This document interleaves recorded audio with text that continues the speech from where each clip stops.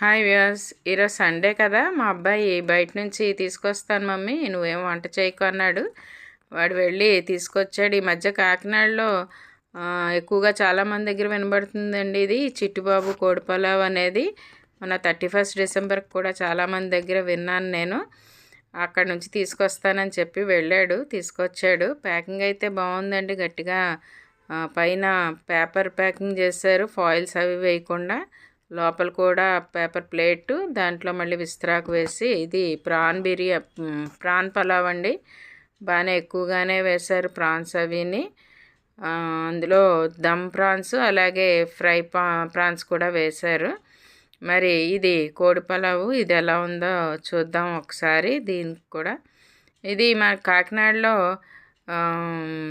నాగమల్తోట junction ఆ లోపలికి ఉందటండి restaurant. ఇది టేక్ అవేనే ఉందంట, డైనింగ్ లేదు.